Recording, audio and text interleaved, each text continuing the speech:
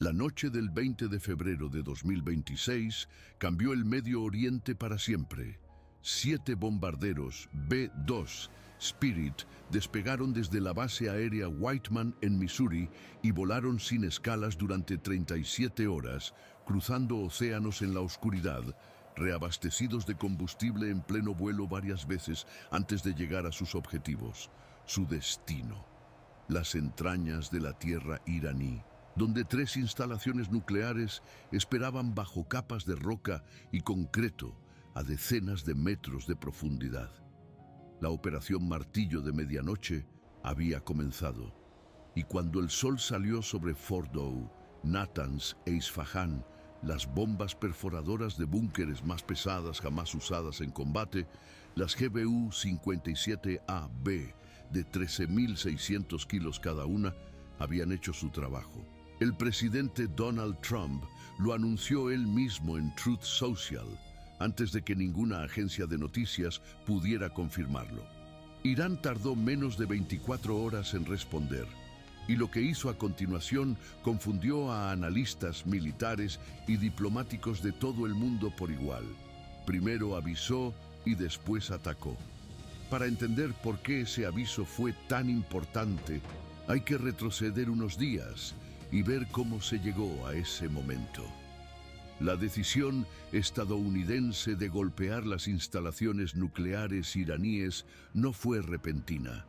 Había semanas de preparativos silenciosos, de movimientos de tropas y equipos que los satélites registraban, pero que los medios apenas interpretaban correctamente.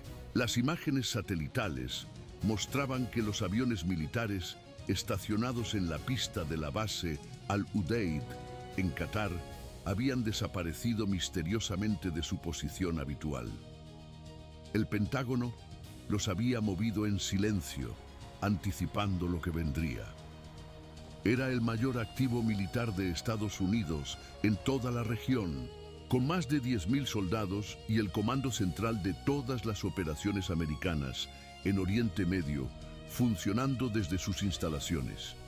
Una base construida en el desierto a las afueras de Doha en 1996, a 190 kilómetros al sur de Irán, cruzando el Golfo Pérsico, convertida en el corazón nervioso de todo lo que Washington hace militarmente en la región. Era exactamente el tipo de objetivo que Teherán querría golpear si llegaba el momento de la represalia, y todos, en ambos lados, lo sabían perfectamente. El presidente iraní Masoud Pezeshkian publicó pocas horas antes del ataque una frase que parecía un ultimátum y una advertencia al mismo tiempo. Decía que Irán no había iniciado la guerra ni la había buscado, pero que no dejaría sin respuesta la invasión al Gran Irán. Era el lenguaje codificado de un régimen que necesitaba demostrar fuerza ante su propia población sin al mismo tiempo provocar una respuesta americana de escala catastrófica. El ayatolá Ali Jamenei, líder supremo y figura más poderosa del régimen, había muerto en la primera ola de ataques cuando los bombardeos devastaron su complejo en Teherán. Su muerte, confirmada en las primeras horas del conflicto, fue un golpe sísmico que nadie en Teherán ni en Washington había anticipado del todo. El régimen seguía en pie, pero descabezado, y necesitaba actuar con rapidez para evitar el colapso de autoridad. ¿Y sabe lo que hizo el régimen entonces? En vez de lanzar una represalia ciega que pudiera costarle centenares de bajas americanas y desencadenar una guerra total, Teherán eligió el mismo manual que ya había usado en una ocasión anterior.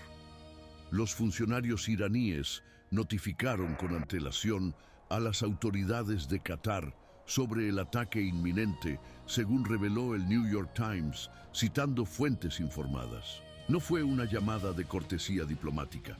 Fue una señal calculada que decía con toda claridad: vamos a atacar, el mundo entero va a verlo, pero no queremos muertos. Los cataríes, que albergan esa base americana en su territorio, pero mantienen canales de comunicación abiertos con Irán desde hace décadas, transmitieron el mensaje: la base fue parcialmente evacuada y Teherán lanzó sus misiles sabiendo con precisión que iban a caer sobre instalaciones ya vacías de personal. Trump lo confirmó horas después en un mensaje en Truth Social que desconcertó a más de uno. Le agradeció a Irán por haber avisado con antelación, lo que había permitido que no se perdieran vidas y nadie resultara herido. Calificó el ataque de muy débil. 14 misiles lanzados contra la base militar más importante de Estados Unidos en todo Oriente Medio, y el presidente americano los describía como débiles con la misma actitud con que uno comenta el resultado de un partido de fútbol. Pero Trump tenía razón en un sentido muy preciso. Como demostración de fuerza real, el ataque iraní había sido contenido y calculado. Como señal política dirigida tanto al mundo exterior como al pueblo iraní, había sido perfectamente diseñada. Y como precedente diplomático, seguía un patrón que Irán ya había establecido antes. Esta estrategia de atacar y avisar no era nueva para Teherán. En enero del año 2020, después de que Trump ordenara el asesinato del general Qasem Soleimani, el comandante de la Guardia Revolucionaria Islámica más respetado y temido del régimen, Irán prometió una venganza de sangre que haría temblar a los americanos. El mundo contuvo la respiración durante días enteros. La represalia llegó en forma de misiles balísticos lanzados contra las bases de Ain al-Assad y Al-Tayi en Irak, donde había soldados americanos estacionados. Hubo explosiones que se vieron desde kilómetros de distancia, cráteres en las pistas, instalaciones destruidas. No hubo muertos americanos, porque Irán también había avisado entonces. Notificó a Irak con suficiente anticipación. Irak notificó a las tropas americanas y los soldados buscaron refugio antes de los impactos. 110 militares sufrieron lesiones cerebrales traumáticas que la Casa Blanca de Trump en aquel momento minimizó, describiendo como simples dolores de cabeza. Pero no hubo muertos. El patrón era idéntico al del 2025. Atacar lo suficiente para demostrar capacidad y responder ante la opinión pública iraní, avisar lo necesario para evitar una escalada que nadie de verdad quería. Lo que hace diferente el episodio del 2025 es la escala brutal del conflicto que lo rodea. En el año 2020, todo giraba en torno a una operación puntual, el asesinato de Soleimani en un aeropuerto de Bagdad, que provocó una represalia igualmente puntual. En el 2025, Estados Unidos e Israel atacaron simultáneamente el programa nuclear iraní en lo que los analistas describieron como el golpe más audaz y definitivo a las ambiciones atómicas de Teherán desde la fundación misma de la República Islámica en 1979. Las bombas perforadoras de búnkeres GBU-57 fueron usadas en combate por primera vez en la historia de la humanidad. Los B-2 volaron sin escalas desde Missouri, más de 20.000 kilómetros de ida y vuelta, reabastecidos en el aire 4 veces durante el trayecto, en la misión más larga de ese tipo de bombardero desde que fue diseñado. 30 misiles Tomahawk, disparados desde el submarino clase Ohio USS Georgia, completaron la destrucción. Participaron 125 aeronaves en total. Era una declaración de guerra tecnológica de una escala que Teherán jamás había enfrentado directamente. La base Al-Udeid fue elegida como objetivo de la represalia no por casualidad. Tiene un valor simbólico que supera por mucho su valor estratégico en ese momento particular. Es el cuartel general del Mando Central Americano, el centro de coordinación y comando de todo lo que Estados Unidos hace militarmente desde Afganistán hasta Siria y más allá. Golpearla, aunque fuera simbólicamente, equivalía a decirle a Washington y al mundo entero que Irán podía alcanzar el corazón mismo de la presencia militar americana en la región. era también un mensaje dirigido con precisión quirúrgica a Qatar, un emirato que durante años había cultivado con manos expertas relaciones funcionales con ambos lados, albergando la base americana más grande de la región mientras mantenía canales abiertos con Teherán y financiaba al movimiento Hamas en Gaza. El emirato recibió el aviso, evacuó el personal que pudo, activó sus defensas aéreas y después de los impactos, condenó el ataque como una flagrante violación de su soberanía y se reservó el derecho a responder de forma proporcional conforme al derecho internacional. Era la posición más incómoda que un país puede ocupar en geopolítica. Atrapado entre dos potencias enemigas que no podían estar más alejadas entre sí. Y entonces llegó el momento que casi nadie supo en el instante en que ocurrió. Días después del ataque de misiles sobre Al-Udeid, en la mañana de un lunes, la Guardia Revolucionaria Islámica de Irán tomó una decisión mucho más arriesgada y ambigua. Dos bombarderos tácticos Su-24 de la era soviética despegaron desde territorio iraní y pusieron rumbo a Qatar. Estos aviones, viejos, pesados, lentos por los estándares modernos del combate aéreo, diseñados en los años 60 para guerra de baja altitud, no son los cazas de quinta generación con que sueña cualquier fuerza aérea del siglo XXI, pero llevaban bombas reales y municiones guiadas reales. Y sus objetivos declarados eran la base Al-Udeid y Ras Laffan, la instalación de procesamiento de gas natural licuado, que es literalmente la columna vertebral de la economía de Qatar, el país con el ingreso per cápita más alto del mundo, gracias precisamente a esas instalaciones. Los jets iraníes descendieron a 80 pies de altitud, aproximadamente 24 metros sobre el nivel del mar, para volar por debajo del alcance efectivo de los radares y evadir la detección. Estaban a 2 minutos de sus objetivos cuando los cazas cataríes los interceptaron en el aire. Los pilotos de Qatar emitieron una advertencia por radio. No recibieron ninguna respuesta desde las cabinas iraníes. Abrieron fuego. Los bombarderos se estrellaron en aguas territoriales de Qatar. Fue la primera misión de combate aéreo en la historia de la Fuerza Aérea Qatarí, que hasta ese día nunca había disparado un arma contra un avión enemigo real. Y casi nadie lo supo hasta que CNN lo reveló días después, citando 2 fuentes informadas sobre la operación que pidieron permanecer en el anonimato. Ese episodio de los bombarderos cambió la lectura de todo lo que había ocurrido antes y después. Irán había avisado del ataque con misiles para evitar víctimas americanas. Eso era cierto. Pero simultáneamente había enviado bombarderos cargados con munición real hacia la misma base que oficialmente estaba atacando de forma simbólica. Era un ataque de verdad que falló gracias a la intercepción qatarí, ¿o era una demostración de capacidad diseñada desde el principio para ser detectada y detenida sin que Teherán tuviera que asumir la responsabilidad directa de un ataque frustrado en su propio nombre? Los analistas de los mejores centros de estudios estratégicos del mundo no se ponen de acuerdo.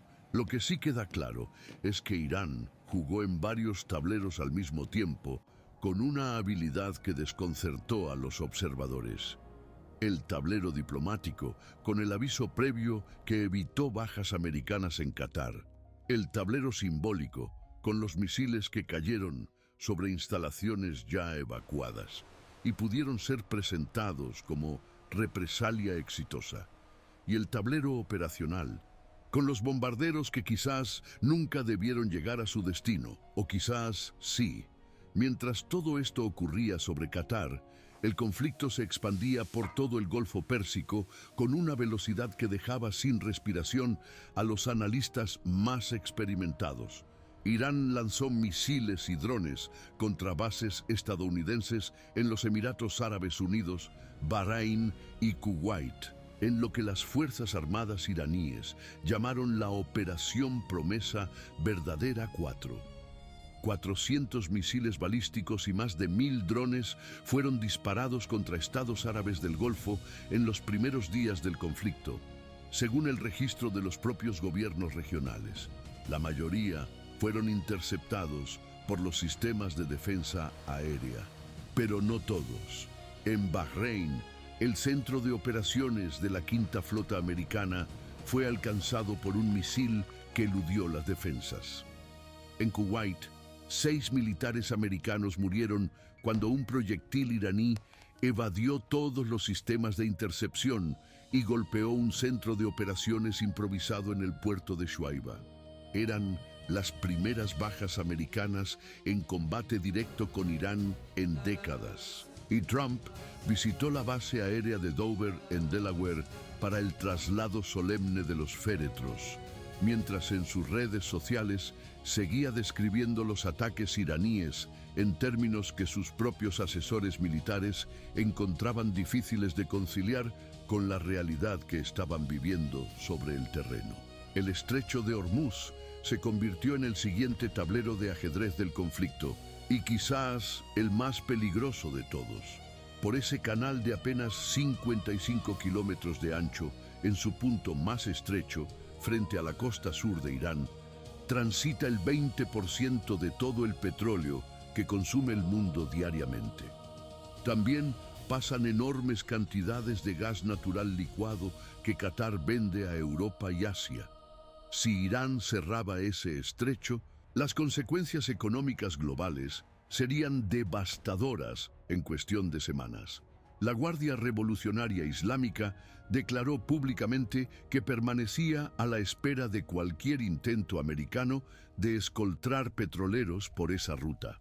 El portavoz militar Ali Mohammad Naini recordó a Estados Unidos el incendio del superpetrolero americano Bridgeton en 1987 y los ataques recientes a buques en la zona. Trump respondió con una amenaza directa. Golpearía a Irán con una fuerza nunca antes vista si bloqueaba el paso del petróleo. Los mercados financieros del mundo no esperaron a ver quién parpadeaba primero. El precio del barril de Brent superó los $100. Las bolsas europeas abrieron a la baja 3 días seguidos. El precio del gas natural en Europa subió un 30% en una sola jornada. El G7 convocó de urgencia una reunión para evaluar una liberación coordinada de reservas estratégicas de petróleo. En Teherán, mientras tanto, el régimen atravesaba la crisis política más severa de su historia. La Asamblea de Expertos, el organismo encargado de elegir al nuevo líder supremo, se reunió de urgencia en condiciones que los corresponsales extranjeros que aún quedaban en Irán describían como de caos y miedo simultáneos. Miles de personas se congregaron en plazas céntricas de Teherán en señal de apoyo al régimen. Aunque los residentes que hablaron con periodistas describían que las calles estaban mayoritariamente desiertas, con la gente refugiada en sus casas o intentando huir de las ciudades más expuestas. El acceso a Internet había sido cortado, dejando a millones de iraníes sin información sobre lo que ocurría en su propio país. La Asamblea de Expertos designó al ayatolá Mojtaba Jamenei, hijo del líder supremo fallecido, como nuevo líder de la República Islámica. Rusia reconoció de inmediato el nombramiento y Vladimir Putin prometió apoyo inquebrantable al nuevo régimen. El primer ministro israelí, Benjamin Netanyahu, respondió que el nuevo líder también estaba en la mira de las fuerzas de defensa de Israel. El ciclo de amenazas y represalias tenía su propia lógica implacable, que parecía no dejar espacio para que nadie bajara la guardia sin parecer débil ante los suyos. Estados Unidos había atacado más de 3.000 objetivos dentro de Irán en la primera semana del conflicto, según el Comando Central Americano. El New York Times reportó que entre los objetivos estaban bases militares, centros de producción de misiles, instalaciones de la Guardia Revolucionaria y lo que quedaba del programa nuclear después de los bombardeos iniciales. Israel lanzó lo que Netanyahu describió como olas de ataques a gran escala contra Teherán, con explosiones reportadas en el este y el oeste de la capital iraní. Imágenes satelitales y videos difundidos en redes sociales mostraron el aeropuerto de Mehrabad en Teherán en llamas. El primer ministro israelí declaró ante cámaras que Israel y Estados Unidos habían logrado un control casi completo del espacio aéreo iraní y que había muchos más objetivos y sorpresas preparados. Instó al pueblo iraní a levantarse contra el régimen. Una declaración que los activistas de derechos humanos dentro de Irán respondieron con una ambivalencia dolorosa. Alegría porque quienes habían reprimido manifestantes morían en los ataques. Y tristeza porque su país estaba siendo bombardeado por potencias extranjeras con sus propios intereses. Los residentes iraníes describían a periodistas internacionales vivir en un terror constante. Calles desiertas, en ciudades que normalmente bullían de actividad, gente huyendo de pueblos cercanos a instalaciones militares hacia el campo o hacia casas de familiares en zonas consideradas más seguras. El apagón de Internet amplificaba el miedo. Las personas no sabían cuándo llegarían las bombas, ni si los sistemas de alerta funcionaban correctamente. El número de muertos en Irán superó el 1.000.000 en la primera semana, incluyendo niños, según la Organización de Derechos Humanos Human Rights Activists News Agency, con sede en Estados Unidos. Un episodio particularmente terrible ocurrió cuando una instalación que los análisis independientes de CNN y varios expertos militares atribuían a error americano resultó en 168 niños y 14 maestros muertos en lo que parecía haber sido una escuela primaria. Trump culpó a Teherán por el incidente, contradiciendo el análisis independiente disponible. Era el tipo de episodio que alimentaba tanto la indignación internacional como las manifestaciones de protesta que comenzaron a aparecer en Manhattan y otras ciudades americanas, donde cientos de personas coreaban que no a la guerra con Irán y llevaban pancartas que pedían que el dinero americano se usara para las necesidades del pueblo y no para conflictos en el extranjero. El secretario de Estado Marco Rubio confirmó que había informado a la pandilla de los 8, el grupo bipartidista de 8 legisladores americanos que reciben información clasificada del gobierno sobre los ataques a Irán antes de que comenzaran. Pero expertos consultados por The Intercept señalaron que eso no satisfacía los requisitos de la resolución de poderes de guerra, que obliga al presidente a notificar al Congreso dentro de 48 horas tras una acción militar y prohíbe que las Fuerzas Armadas permanezcan en combate por más de 60 días sin autorización legislativa. El debate legal se desarrollaba en Washington mientras las bombas seguían cayendo sobre Irán y los misiles iraníes seguían saliendo hacia los estados del Golfo. Rubio también trabajaba activamente para ayudar a más de 1.500 ciudadanos americanos atrapados en Medio Oriente que habían pedido asistencia para salir de la región, con los espacios aéreos de múltiples países cerrados por las hostilidades y las rutas terrestres bloqueadas o peligrosas. Las milicias proiraníes en Irak y el Líbano se sumaron al conflicto disparando cohetes y misiles hacia Israel y atacando posiciones americanas en la región.